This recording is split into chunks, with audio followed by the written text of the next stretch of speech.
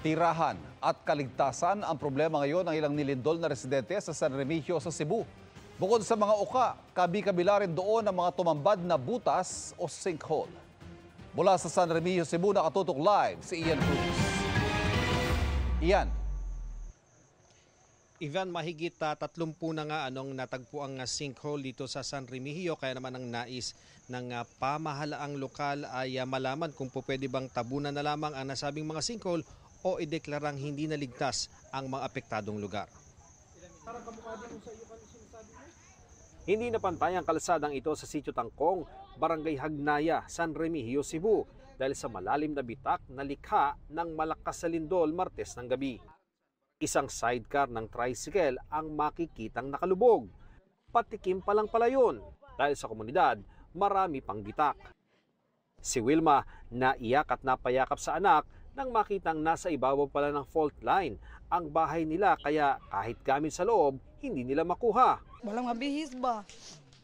Tapos sabi nila, wag nyo nang pasukin kasi delikado daw kasi yung halo daw yung ilalim sa bahay namin. Sayang ako kasi pinaghirapan ko yung bahay ko.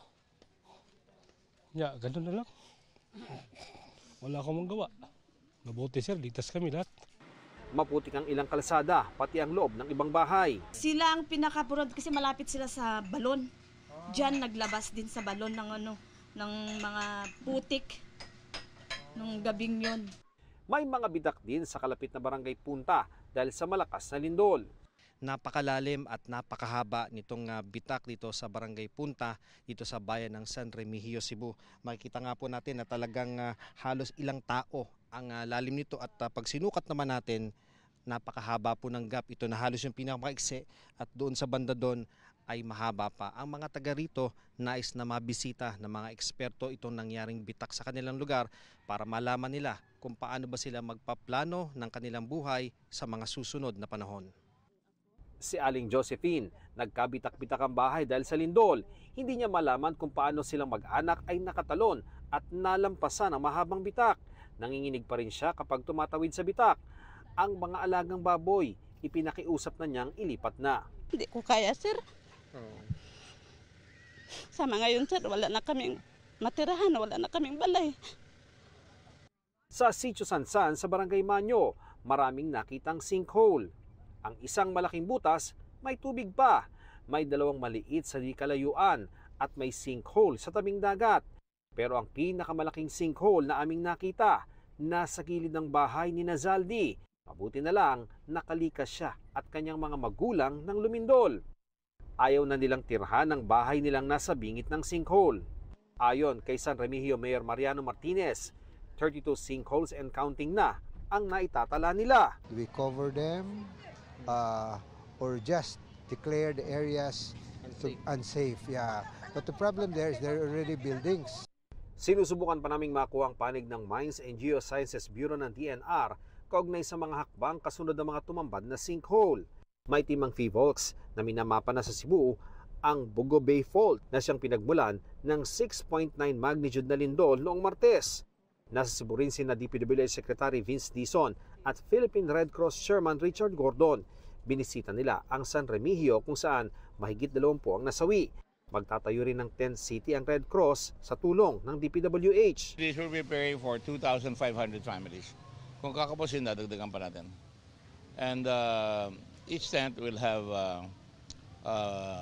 sleeping kits. So may banig, 2, may kumot, may moskitero.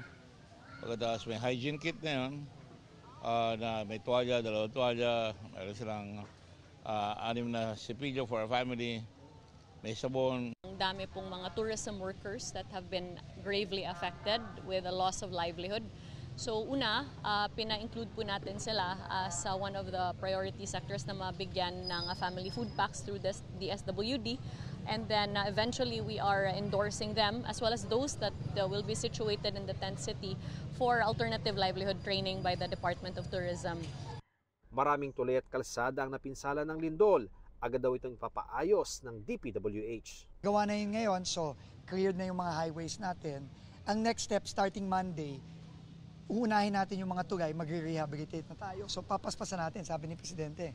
Kailangan tuloy-tuloy na yan. So advance work lahat to.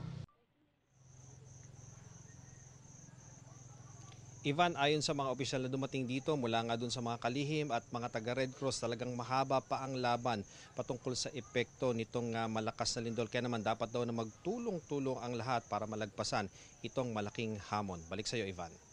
Yes, Ian, nakikita ko sa likod mo, yan yung tent city, ano? Parang dyan sa San Remigio yan. Pero yung mga ibang bayan kaya, naapektado rin yung mga residente na wala ring matuluyan. Pansamantala, saan sila ngayon?